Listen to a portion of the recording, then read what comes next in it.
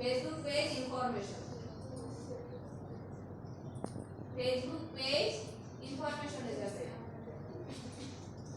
Privacy তে যাবেন, তারপর যাবেন Facebook page information, তাহলেই আসবে এখানে যে ভিউ আছে, যদি ক্লিক করলে আপনি যে ডিরেক্ট পেজ এখানে ওকে করবেন, কন্টিনিউ দিয়ে দেবেন। কন্টিনিউ দেওয়ার পর তোমার পাসওয়ার্ড চাইবে, পাসওয়ার্ডটা হ্যাঁ একটা আইডি দিয়ে কয়টা পেজ খোলা যায়?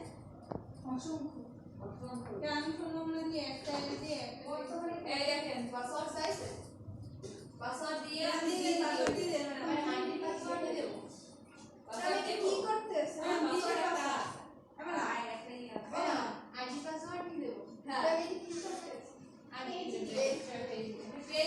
পেজের পাসওয়ার্ড লাগবে, পেজের পাসওয়ার্ড দিয়ে পেজ খুলছেন ওই জায়গাতে ম্যাম পেজে তো পাসওয়ার্ড আর কি অ্যাকাউন্ট দিয়ে পাসওয়ার্ড দাঁড়ান দিয়ে গেছি, এত টেনশন নাই। কিসের পাসওয়ার্ড আমার বাস আমি না আইডি পাসওয়ার্ড হইছে বলো না আইডি হয়ে গেছে দেখছেন। ম্যাম ডিরেক্ট করলে তো 30 দিন আগে করে আবার 30 দিন আগে প্রসেসিং হয়, তারপর আমি এত কিছু ডিটেইলস জানি না, মানে কখনো ডিলিট করি